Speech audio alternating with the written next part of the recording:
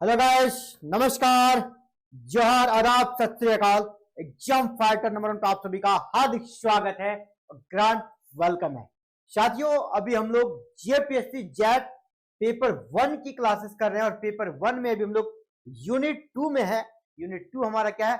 Research aptitude, शोध अभिवृत्ति। तो शोध अभिवृत्ति से जुड़ा हुआ हम लोग बहुत ही इंपॉर्टेंट सेशन करने वाले हैं आज। बहुत ध्यान से देखिएगा इस वीडियो को। शोध प्रबंध लेखन, इस टॉपिक का नाम है हमारा शोध प्रबंध लेखन। जो जेट का एग्जाम देंगे ना, उसके लिए तो जरूरी है ही। अगर आप हायर एजुकेशन में जाना चाहते हैं, आपको पता है कि पीएचडी मैंडेटरी है। पीएचडी के बिना आप एपीआई बेस्ड में असिस्टेंट प्रोफेसर नहीं बन सकते हैं। पीएचडी के बिना आपका प्रमोशन नहीं हो सकता है, यानी पीएचडी बहुत जरूरी है। तो जो बच्चा पीएचडी भी कर रहा है ना, जो पीएचडी करना चाहता है, उसके लिए भी आज का टॉपिक जरूरी है, क्योंकि उसको थीसिस लिखना पड़ेगा। तो थीसिस राइटिंग क्या है, इसका फॉर्मेट क्या होता है, सभी चीजों का आज हम लोग समझेंगे आज के इस क्लास में। जेट वाले के लिए तो जरूरी है ही। जो जेट का फॉर्म नहीं भी भरे हैं, नेट पास हैं, जेआरएफ हैं और पीएचडी करना चाहते हैं, उसके लिए भी जरूरी सेशन है। तो वीडियो में बने रहना चाहती हूँ। और एक महत्वपूर्ण सूचना, अगर आपकी जेट की तैयारी अच्छी है तो और अच्छी कीजिए। आप कहीं पढ़ रहे हैं तो ध्यान से पढ़िए। अगर नहीं पढ़ रहे हैं, आप कहीं जुड़े नहीं हैं, तो आपके लिए अवसर है। अभी भी ज्यादा समय नहीं गुजरा है, अभी भी आप जाग जाइए। कहते हैं ना, जब जागो तभी सवेरा, है ना? जब जागो तभी सवेरा। और इसके लिए आप सभी को हम कहना चाहेंगे, अगर आप अभी तैयारी नहीं कर रहे हैं तो एग्जाम फाइटर नंबर 1 के साथ आज ही जुड़े। यहाँ पर तैयारी कराई जा रही है। तैयारी कराई जा रही है किसका? जेट पेपर 1 पेपर 2 दोनों का ही। ठीक है, आप जो भी क्लासेस करना चाहते हैं, जेट पेपर 1 या पेपर 2, मैं आपको दिखाना चाहूंगा। अभी पेपर 1 का क्लास चल रहा है ना, ये देखिए पेपर 1 के लिए हमारे पास कोर्सेज चल रही है, जेट पेपर 1।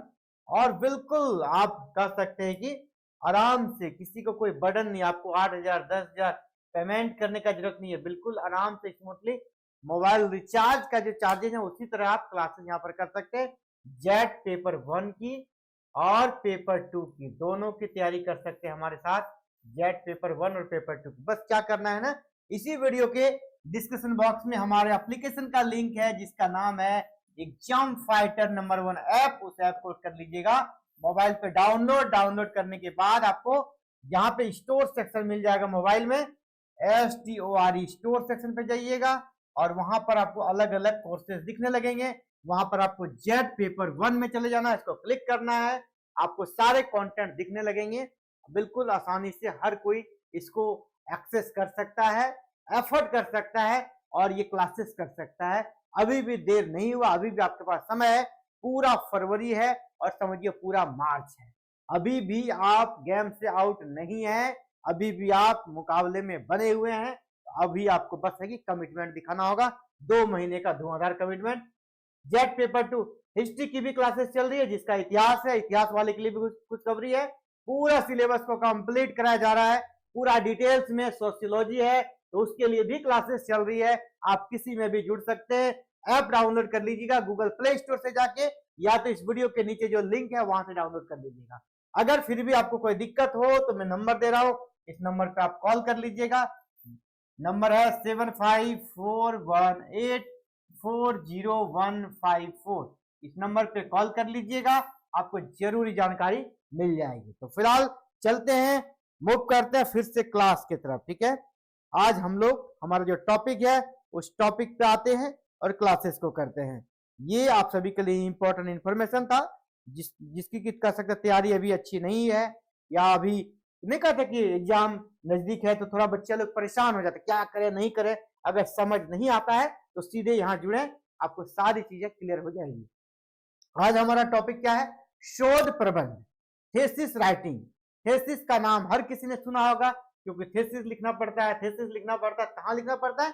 पीएचडी कर रहे हैं, एमफिल कर रहे हैं, आजकल तो पीजी में भी आपसे थीसिस लिखवाया जाता है ना, पीजी में भी लिखवाया जाता है। यानी रिसर्च का समय चल रहा है और सरकार रिसर्च को बढ़ावा देना चाह रही है, इसलिए हर जगह आपको ये वाला सिस्टम मिलेगा।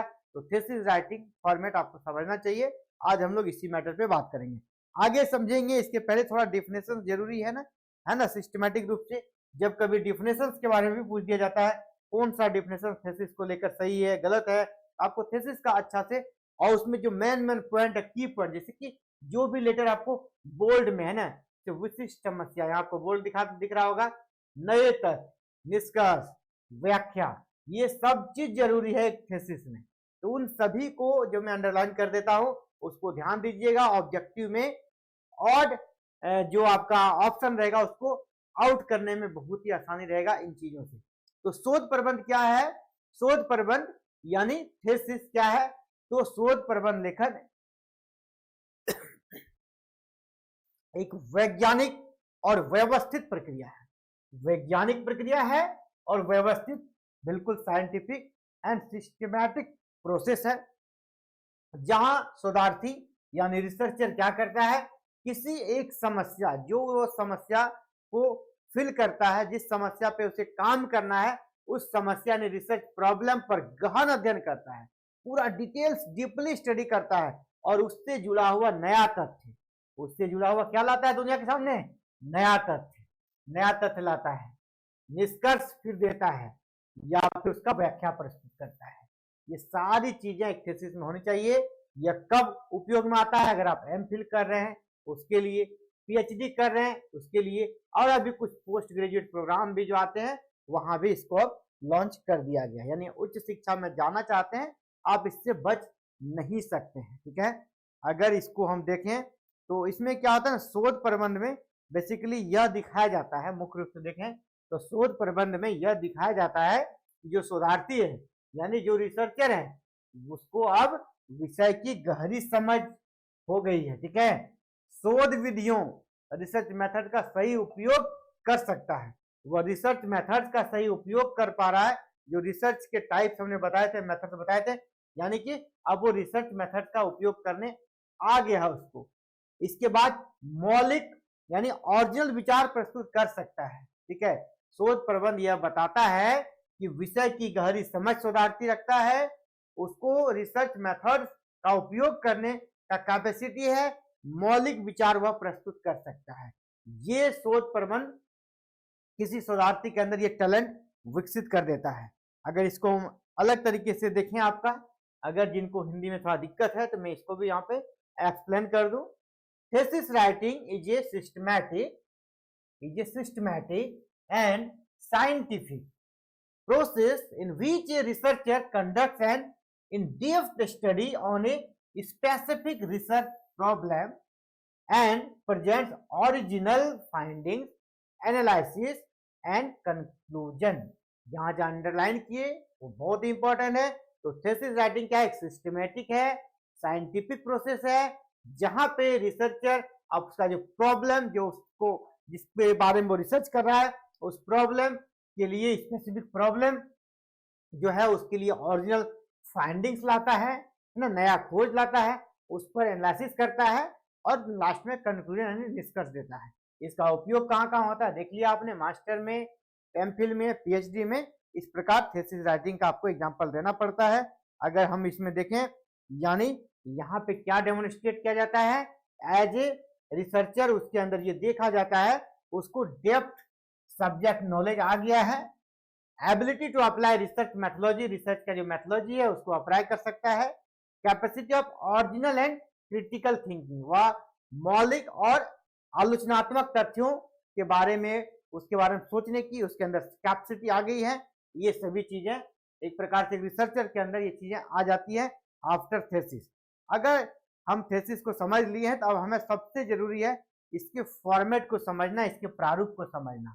यही मेन है और यही आपको थीसिस लिखने में मदद करेगा। यहां से जो शुरू है ना वो डिफिनेशन था, अब ये है आपका मेन कंटेंट कि हम शोध प्रबंध के लेखन का प्रारूप कैसा होना चाहिए, यानी फॉर्मेट कैसा होना चाहिए। आपको फॉर्मेट ही नहीं पता कहां से शुरू करना है, आप थीसिस लिखना है। देखिए थीसिस जब भी लिखता है तो मैं आपको बता दूं 250 से लेकर 300 पेज के बीच के थीसिस को आइडियल माना जाता है, ठीक है। ये आपका आइडियल है, इतना आपको लिखना ही चाहिए। 250 से प्लस और 300 के बीच में आइडियल हो गया। कोई 300 प्लस भी लिख देता है, कोई 250 से बिलो भी लिख देता है, दोनों ही आइडियल नहीं है। आप ज्यादा भी लिख के बहुत बड़ा एहसान नहीं करना, ठीक है। ज्यादा भी नहीं होना चाहिए और कम भी नहीं होना चाहिए, ठीक है। चालू भी नहीं बनना चाहिए और ज्यादा एडवांस भी नहीं बनना चाहिए। 250 से 300 के बीच में लिखिए, वो बिल्कुल स्टैंडर्ड थीसिस माना जाता है। तो आप इस प्रकार लिख सकते हैं शोध प्रबंध लेखन का प्रारूप, फॉर्मेट ऑफ थीसिस। अब इसको देखेंगे हम लोग कि 250 से 300 पेज में जो हमें लिखना है, आखिर क्या लिखना है, कहाँ से शुरू करें, क्या करें, ये सभी हम लोग आज इस वीडियो में देखने वाले हैं। देखिए, अगर इसके हम पूरा फॉर्मेट को बांटेंगे तो ट्रेडिशनल रूप से, परंपरागत रूप से हम लोग देखेंगे कि टोटल देखा जाए पूरे फॉर्मेट को, चाहे वो किसी भी यूनिवर्सिटी में अगर आप उसको प्रेजेंट करते हैं तो ये 3 चीजें पाई जाती हैं। पहला प्रारंभिक भाग, ठीक है, दूसरा मुख्य भाग, तीसरा अंतिम भाग, ठीक है। प्रीलिमिनरी पेजेस, मेन बॉडी या चैप्टर्स और अंतिम भाग, ये सबसे बड़ा होता है, ठीक है। ये सबसे बड़ा पार्ट होता है, ये जान लीजिए, ये सबसे बड़ा पार्ट होता है। यहाँ पे आपके थीसिस का 80% कवरेज मिलेगा, ठीक है। ये जो मेन मुख्य भाग है, मेन बॉडी चैप्टर्स है, ये थीसिस का 80% कंटेंट रहेगा। बाद बाकी आपका 15% यहाँ रहेगा, 5% नीचे रहेगा, ये मेन है। लेकिन प्रारंभिक भाग भी इंपॉर्टेंट है और अंतिम भाग भी इंपॉर्टेंट है। किसी को आप स्किप नहीं कर सकते, उसके बिना यहाँ नहीं, यहाँ के बिना फिर लास्ट में जा सकते हैं। ऑलवेज इंपॉर्टेंट है तीनों। तो चलिए एक एक करके हम लोग देखते हैं। सबसे पहले हम लोग प्रारंभिक भाग में देखते हैं, ठीक है। प्रारंभिक भाग प्रिलिमिनरी पेजेस जो है ना, उसमें हमें क्या क्या डालना है। तो सबसे पहले आपको कवर पेज, जिसको बोलते हैं आवरण पृष्ठ, कवर पेज सबसे जरूरी है। कवर पेज से ही आपके थीसिस के बारे में कोई भी जानकारी प्राप्त कर सकता है। जो भी एक्सपर्ट होता है आपके थीसिस के प्रारंभिक भाग से जो चीजें वो देखेगा, सबसे पहले वो देखेगा आपका आवरण पृष्ठ यानी टाइटल पेज, जो कवर पेज भी जिसको कहते हैं। यहाँ पे क्या क्या चीजें होनी चाहिए कवर पेज में, ऑलवेज ये सारी चीजें होनी चाहिए, नहीं तो फिर वो आपका अधूरा माना जाएगा। इतनी चीजें रहनी चाहिए। सबसे पहले अगर पेपर जब बनाएंगे, बैंडिंग करवाएंगे, जो कवर पेज रहेगा, टाइटल जहां पर लिखिएगा वहां पर शीर्षक, सबसे पहले शोध का जो आपका टॉपिक है वो रहेगा, शोधार्थी का नाम रहेगा, मार्गदर्शक का नाम रहेगा, डिपार्टमेंट रहेगा, विश्वविद्यालय का नाम रहेगा और किस वर्ष ये लिखा जाता है। इतनी चीजें होनी चाहिए। यानी it contains the title of the thesis, name of the researcher, supervisor, दोनों का नेम होना चाहिए, किसका, रिसर्चर का भी, सुपरवाइजर का भी। डिपार्टमेंट, किस डिपार्टमेंट का है, मान लीजिए हिस्ट्री का तो डिपार्टमेंट ऑफ हिस्ट्री, जिस यूनिवर्सिटी का उस यूनिवर्सिटी का नाम, एंड लास्ट में क्या देना है, ईयर, किस साल में, या 2026 में करें 2026 डालिए।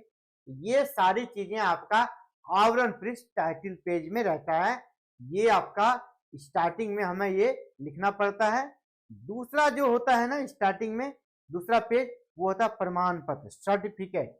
ये सर्टिफिकेट बहुत जरूरी है, जो आपका सुपरवाइजर देगा। जैसे ही टाइटल पेज आपका हो गया, नेक्स्ट पेज में आपको वन पेज का, सिर्फ एक पेज का, ये सिर्फ एक पेज का रहेगा, एक पेज का आपका क्या रहेगा, सर्टिफिकेट। ये आपको कौन देगा, सुपरवाइजर। आप जिसके नेतृत्व में काम करते हैं उसको प्रमाण पत्र देगा। उस प्रमाण पत्र को टाइटल पेज के बाद लगाना है। मार्गदर्शक द्वारा यह प्रमाणित किया जाता है कि शोध कार्य मौलिक है, मौलिक है, ये प्रमाणित करता है शोध कार्य मौलिक है, यानी कहीं से कॉपी कट पेस्ट नहीं है। इस पर वो अपना मंतव्य देता है, सर्टिफिकेट देता है, साइन मोहर करके देता है, उस पेज को आपको लगाना पड़ता है। The supervisor certifies that the research work is original, ये ओरिजिनल है। हालांकि आजकल प्लेगरिज्म टेस्ट वगैरह होता है, उसका जांच तो हो ही जाता है, और ये सब जो आप थीसिस सबमिट करेंगे ना, उसके पहले ही आपका सारा कुछ जांच हो जाता है। आजकल प्लेगरिज्म वगैरह 3 बार मौका भी मिलता है। अगर आपका थीसिस ज्यादा ही कहीं कॉपी कट पेस्ट है तो वो थीसिस को रिजेक्ट भी किया जा सकता है, ठीक है। तो ये अब चीजें आती नहीं है, लेकिन एक फॉर्मेट है, सर्टिफिकेट से वो लिखना ही पड़ेगा और वो देना पड़ेगा। और ये हो गया हार्ड कॉपी। आपको सॉफ्ट कॉपी माध्यम से चेक तो हो ही जाता है कि प्लेगरिज्म टेस्ट में आपका प्लेगरिज्म टेस्ट मान ली कि आया 10%, कहीं के 20% तक अलाउ करता है, 10% आया, 15% आया, यानी आपका कंटेंट ओरिजिनल है, नो डाउट। लेकिन उसका एक हार्ड कॉपी के रूप में सर्टिफिकेट गाइड को देना पड़ता है। घोषणा पत्र, अगला है डिक्लेरेशन, पहले आपका गाइड दिया सर्टिफिकेट, इसके बाद आप अपना खुद का घोषणा करना डिक्लेरेशन कर रहे हैं। शोधार्थी यह घोषणा करता है कि यह कार्य उसका स्वयं का है, वो घोषणा करता है यह कार्य मेरा है, हमने कहीं से फिर यहाँ नकल नहीं किया है। ठीक है, इसको समझ सकते हैं। The researcher declares that the work is original and not submitted elsewhere, यानी कहीं भी सबमिट नहीं किया गया है, या उसका ओरिजिनल है। एक पेज में किसने किया? सुपरवाइजर ने, दूसरे पेज में किसने किया? रिसर्चर ने। अब जो अगला पेज होगा वो है आपका एक्नॉलेजमेंट, यानी आभार ज्ञापन। यहाँ पे जो रिसर्चर है उसको आभार व्यक्त करना पड़ता है। सबसे पहले किसका करेगा? अपने सुपरवाइजर का। याद रखिएगा, सुपरवाइजर का आप यहाँ आभार व्यक्त कर सकते हैं, क्यों कर सकते हैं, नहीं करना है ना, क्योंकि ये उन्हीं के देखरेख में होता है। सबसे पहले आपको अपने सुपरवाइजर के प्रति आभार व्यक्त करना है, फिर यूनिवर्सिटी के प्रति आपको करना चाहिए कि यूनिवर्सिटी का कोऑपरेशन काफी अच्छा रहा, हर जगह अच्छा सपोर्ट मिला। परिवार के लोगों का, अपने दोस्त का, कोई कोई टाइपिस्ट का भी दे देता है, कोई कोई घर के नौकर तक का भी दे देता है यहाँ पे, क्योंकि ये आपका हमेशा के लिए रह जाएगा ना, ये आपका प्रति हमेशा के लिए रहेगा। तो जिस किसी ने भी आपका मदद किया थोड़ा सा भी थेसिस में, है ना, तो उसको यहाँ पर उसका नाम डालना चाहिए, और ये एक्नॉलेजमेंट हमेशा के लिए रहेगा। तो वो हमेशा कर सकते, देखेगा तो अच्छा लगेगा कि हाँ हमने इसकी मदद किया था, मेरा नाम इसने डाला है। ठीक है, expression of gratitude to supervisors, institutions and others. आप जिसको चाहे अदर्स में ऐड कर सकते हैं, कोई भी रोक टोक नहीं है। जिसने भी आपके बड़े भाई ने मदद किया या आपकी छोटी बहन ने मदद किया, किसी तरह छोटे भाई ने मदद किया, हर किसी का नाम आप यहाँ पे दे सकते हैं। ये होता है एक्नॉलेजमेंट। इसके बाद सार या संक्षेप, एब्स्ट्रैक्ट। इसके बाद आपको पूरे थीसिस का एब्स्ट्रैक्ट लिखना पड़ता है, पूरा सारांश, पूरे शोध का संक्षिप्त सारांश आपको लिखना है, विवरण लिखना है। 200 से 300 शब्द में बस लिखना है। ठीक है, 200 से 300 शब्द में सारांश को लिख देना है, यानी कि पूरा ब्रीफ कर देना है। इसके बाद नेक्स्ट जो होता है ना, पहला पार्ट में वो होता है नेक्स्ट विषय सूची, और अंतिम है ये पहला जो आपका फॉर्मेट है, पहला जो पार्ट है फॉर्मेट का, उसका हम लोग अंतिम कड़ी पे आ गए हैं। अब रहेगा विषय सूची, टेबल ऑफ कंटेंट, अध्याय उप अध्याय की सूची रहेगी, शायद पेज वाइज, है ना, किस पेज में आप क्या कर रहे हैं, है ना, पेज वाइज रहेगा। ये पेज नंबर भी रहेगा, पेज का नंबर भी देना है। टेबल ऑफ कंटेंट में आप चैप्टर्स दे रहे हैं, चैप्टर 1 कितना से कितना तक, चैप्टर 2 कितना से कितना तक, ये पूरा डिटेल्स। अगर आप कहीं फोटो लगा रहे हैं, बिब्लियोग्राफी दे रहे हैं, उन सब का, यानी पूरे थीसिस में कौन सा कंटेंट कहाँ डाल रहे हैं, वो टेबल ऑफ कंटेंट पे रहना चाहिए, ताकि यहाँ पेज नंबर देखे, उस पेज को पलटे, वो चीज उसको मिल जाए। ठीक है, तो ये जरूरी होता है। यहाँ पर हम लोग क्या देते हैं? लिस्ट ऑफ चैप्टर्स एंड सब chapters with page number, page number के साथ हमको लिस्ट देना पड़ता है यहाँ पर। इसके बाद मुख्य भाग पे आते हैं हम लोग, जो आपका सेकंड पार्ट है फॉर्मेट का, वो है मुख्य भाग आपका मेन बॉडी। मेन बॉडी जिसको कहते हैं, यहीं पे 80% से 85% कंटेंट आपको मिल जाएगा, ये मेन पार्ट में, मुख्य भाग। अध्याय 1 में हम लोग क्या करेंगे? इंट्रोडक्शन देंगे। यहाँ पे सबसे शुरू में क्या करेंगे? इंट्रोडक्शन देंगे, भूमिका देंगे, किसका? चैप्टर्स का। जो चैप्टर हम लिख रहे हैं, मान लीजिए चैप्टर 1 लिख रहे हैं, तो चैप्टर 1 में क्या लिखने वाले हैं, इसका इंट्रोडक्शन देंगे। ठीक है, इसी प्रकार चैप्टर 2 लिख रहे हैं, तो चैप्टर 2 में भी थोड़ा सा इंट्रो, यानी हर एक चैप्टर के में, अगर चैप्टर आपका 20 पेज का है, उसमें आपको 2 पेज या 1.5 पेज का कम से कम इंट्रोडक्शन आपको लिखना चाहिए, पूरे उस चैप्टर्स को समझाने के लिए। पहला इंट्रोडक्शन आपने क्या लिखा? पूरे थीसिस को समराइज किया। अब आप एक चैप्टर्स को समराइज कर रहे हैं। प्रत्येक चैप्टर्स का थोड़ा थोड़ा समरी आपको यहाँ पर लिखना पड़ता है, उसको इंट्रोडक्शन कहते हैं। तो इंट्रोडक्शन लिख लिया आप। इसमें जो इंट्रोडक्शन लिखेंगे, इसमें जो उसमें क्या क्या चीजें रहनी चाहिए? शोध समस्या, इस चैप्टर में हम क्या दिखा रहे हैं, ठीक है, शोध समस्या क्या है हमारा, उसका ऑब्जेक्टिव क्या है, हाइपोथेसिस क्या है, शोध का महत्व क्या है। ठीक है, प्रत्येक चैप्टर में जो आप चीजें डाल रहे हैं उसमें ये सारी चीजें रहेगी। इसके बाद इसका लिमिटेशन है ना, इसका लिमिटेशन क्या है कि ये हमारा बाकी रह गया ताकि आगे रिसर्च गैप बन सके।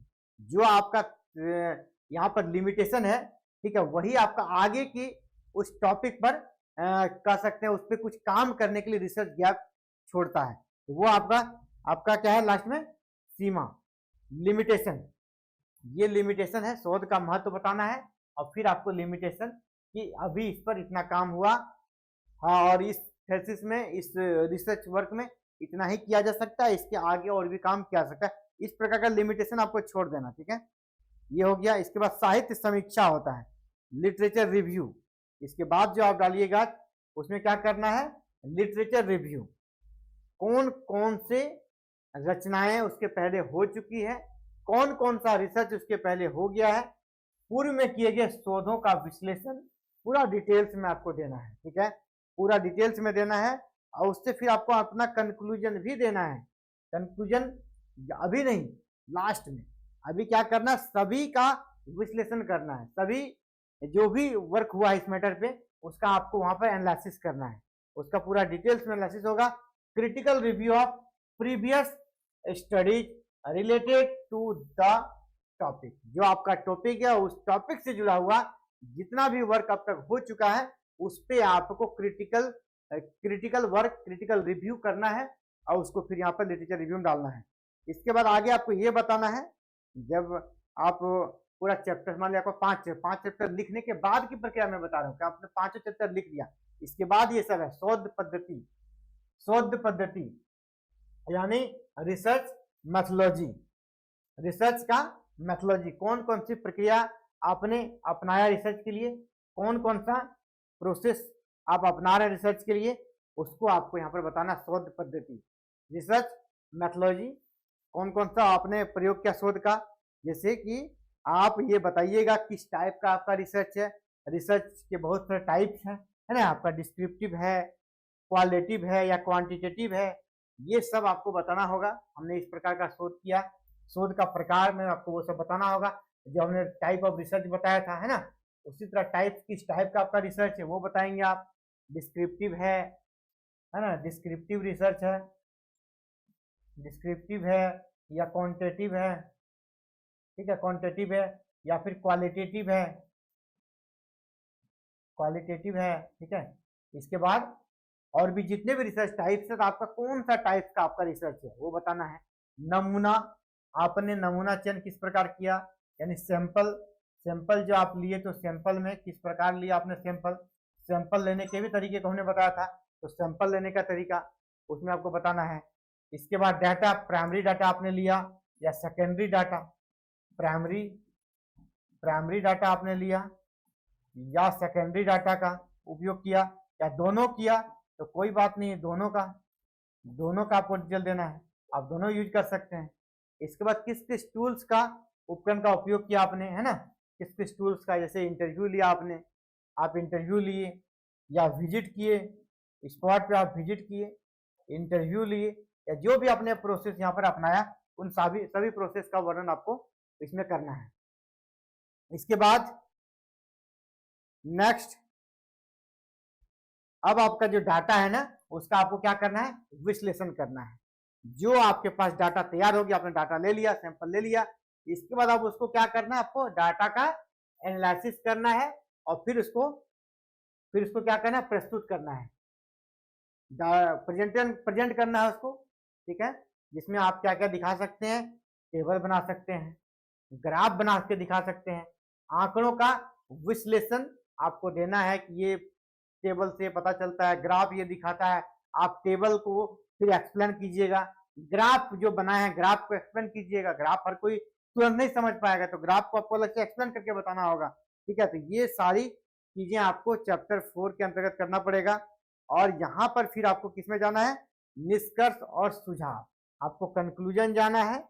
अब लास्ट क्या हमारा कंक्लूजन, निष्कर्ष, ये बहुत ही शानदार होना चाहिए। लोग यही कंक्लूजन लास्ट में पढ़ते हैं, जो आपके एग्जामिनर होते हैं ना, कंक्लूजन को देखते हैं आखिर ये क्या दुनिया को दे रहा है, यानी कंक्लूजन कम, इसको फाइंडिंग्स भी आप बोल सकते हो। ये आपका फाइंडिंग्स है, आपने क्या पाया, इतना जो वर्क किया आपने 250-300 पेज का, आपका फाइंडिंग क्या है, जो एग्जामिनर है ना वो इसी को देख लेता है, फाइंडिंग्स आपका क्या है, यानी प्रमुख निष्कर्ष यहाँ पर देना होगा।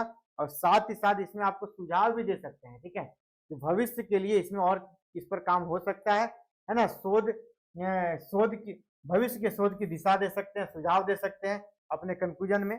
और अपना जो आपका कंक्लूजन है वो तो रहेगा ही, ठीक है, मेजर जो फाइंडिंग्स है वो आप देंगे ही, जो आपने नया लाया तथ्य दुनिया के सामने उस मेजर फाइंडिंग्स को आप देंगे, ताकि सजेशंस देंगे, स्कोप फॉर फर्दर रिसर्च, यानी रिसर्च गैप जो बोलते हैं ना, वो रिसर्च गैप आपको यहीं से मिलेगा। किसी को अगर आगे इस टॉपिक पे रिसर्च करना है ना, तो वो क्या करेगा, जब भी लिटरेचर रिव्यू करेगा और आपका थीसिस को देखेगा, तो आपके थीसिस के वो रिसर्च गैप को पढ़ेगा। रिसर्च गैप क्या है, उसी रिसर्च गैप को फिर वो कंटिन्यू आगे काम कर सकता है। ये कंक्लूजन वाला पार्ट बहुत जरूरी होता है। अब है कि अंतिम, है ना, अंतिम वाला पार्ट, यहाँ पे बस है कि चीजों को अरेंज करना पड़ता है। यहाँ पे आपका जो प्रॉब्लम है ना, लगभग प्रॉब्लम आप तक आपने सॉल्व कर लिया है, थीसिस आपका कंप्लीट होने वाला है। इसकी वजह से आपको कोई काम नहीं रुकेगा। अंतिम पार्ट जो है, एंड मैटर जो है, यहाँ पर जो भी चीजें हैं वो आप कर चुके हैं, उसी को एक सीक्वेंस तरीके से सजाना है। पहला क्या है, संदर्भ सूची, बिब्लियोग्राफी, जहां आपको रेफरेंस बोलते हैं। आपने जिन जिन पुस्तकों का उपयोग किया, जिस जिस आर्टिकल का उपयोग किया, उसका पूरा वहां पे कोई लिस्ट देना है, ठीक है। लिस्ट देने का भी तरीका है, अलग अलग फॉर्मेट है लिस्ट देने का। उस लिस्ट में आपको पेज नंबर, अगर ऑनलाइन लिया है तो DOI नंबर, आपको वहां पर डिटेल्स डालना पड़ेगा, ताकि कभी वेरीफाई करना हो तो वो जांच कर ले कि हाँ इस पुस्तक में ये चीजें लिखी है, ठीक है। यहाँ पर आपको लिस्ट ऑफ बुक देना है, अगर जनरल पढ़ा है तो जनरल देना है, और जो भी सोर्सेस आप यूज किए, मान लिया ऑनलाइन सोर्सेस आजकल लोग यूज करते हैं, तो वहां पर DOI नंबर होता है, ठीक है। DOI नंबर आप दे सकते हैं, ताकि उसको गूगल में डालकर उस आर्टिकल पे वो जा सके और उसको देख सके कि आपने क्या डाला है वहां पे।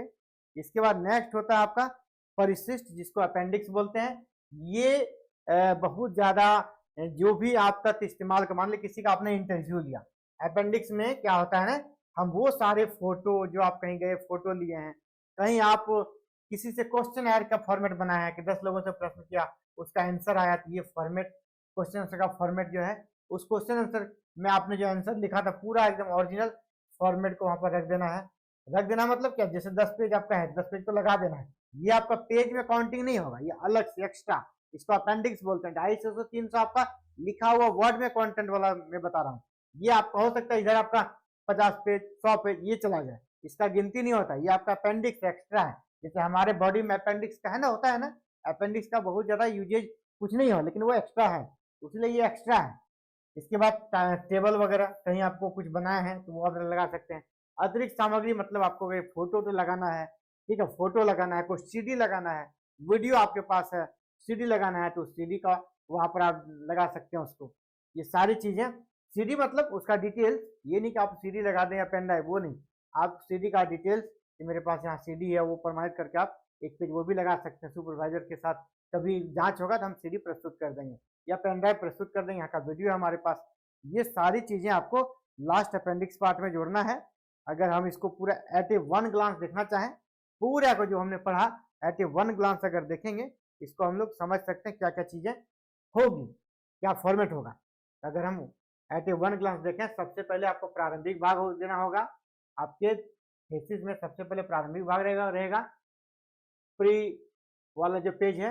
नेक्स्ट आपका भूमिका रहेगा, इंट्रो का पेज रहेगा, इंट्रो। उसके बाद रहेगा साहित्य समीक्षा, रिव्यू ऑफ लिटरेचर, देन शोध पद्धति, रिसर्च मेथोलॉजी। 5 में हो जाएगा डाटा विश्लेषण, जो आपने डाटा कलेक्ट किया उसका आप कह सकते हैं एनालिसिस करेंगे। और इसके बाद डाटा जब एनालिसिस हो जाएगा तब फिर आपका निष्कर्ष रहेगा, कंक्लूजन रहेगा। ये आपका कंक्लूजन आ गया। नेक्स्ट कंक्लूजन रहेगा, इसके बाद फिर संदर्भ यानी बिब्लियोग्राफी या जिसको रेफरेंस बोलते हैं वो रहेगा। ये आपका पूरा जो थीसिस आप लिखेंगे उसका फॉर्मेट है, और यही आपका एग्जाम में पूछा जाएगा। फॉर्मेट वगैरह से जुड़ा हुआ क्वेश्चन मुझे लगता है कि आप अच्छे से समझ गए होंगे, और नहीं समझे हैं तो आप कमेंट कीजिएगा, कहीं कोई दिक्कत हो आप बताइएगा। और अगर आपको विशेष और भी सुविधा चाहिए, बिल्कुल 0 लेवल से तैयारी करनी है, तो आप हमारे साथ जुड़ सकते हैं। और हमारे साथ जुड़ने के लिए साथियों तो एक यूट्यूब तो प्लेटफॉर्म है ही, इसके अलावा और भी नजदीक से अगर जुड़ना चाहते हैं तो हमारे एप्लीकेशन को डाउनलोड कर लीजिए, जिसका नाम है एग्जाम फाइटर नंबर 1 ऐप। इस ऐप को आप कहां से डाउनलोड कर सकते हैं, इस वीडियो के नीचे लिंक है जहां पे आप देख पा रहे होंगे जेट की क्लासेस चल रही है, पेपर 1 और पेपर 2 दोनों की। इसको आप जल्दी से जल्दी डाउनलोड कर लीजिए। डाउनलोड करने के बाद अगर आप डाउनलोड कर लेते हैं तो आपको यहाँ पर क्या क्या फायदा होगा मैं आपको बता दूं। डाउनलोड करते हैं तो आपको यहाँ पर वीडियो लेक्चर मिल जाएगा, वीडियो लेक्चर मिल जाएगा, वीडियो मिल जाएगा, लाइव और रिकॉर्डेड दोनों। अगर आप क्लासेस के समय में जुड़ गए तो लाइव, अगर बाद में जुड़े तो रिकॉर्डेड क्लासेस 1 ईयर तक अवेलेबल रहेगा, यानी आपके एग्जाम के बाद भी यहाँ पर ऐप पे अवेलेबल ही रहेगा, क्योंकि एग्जाम 29 मार्च को होना है। इसके बाद पीडीएफ नोट्स भी मिल जाएगा, पीडीएफ नोट्स चैप्टर वाइज पूरे सिलेबस का नोट्स मिल जाएगा। इसके बाद आपको क्या मिल जाएगा, पीडीएफ नोट्स के बाद आपको पीवाईक्यूज प्रीवियस ईयर क्वेश्चंस मिल जाएगा। प्रीवियस ईयर क्वेश्चंस, यहाँ अभी तक जेट का एग्जाम एक ही बार हुआ है तो आपको मॉडल क्वेश्चन दिया जाएगा। और मेरा प्रयास है कि पूरा मार्च का जो महीना रहेगा, फरवरी में सिलेबस कंप्लीट हो जाएगा, मार्च का महीना रहेगा वहां आपको मॉडल सेट सॉल्व कराया जाएगा, प्रैक्टिस सेट सॉल्व कराया जाएगा, ताकि आपकी तैयारी जबरदस्त हो सके। तो फिलहाल साथियों इस वीडियो में इतना ही। अब हम लोग मिलते हैं अगले क्लास में, अगले वीडियो में। Thank you. जय हिंद, जय भारत, जय झारखंड।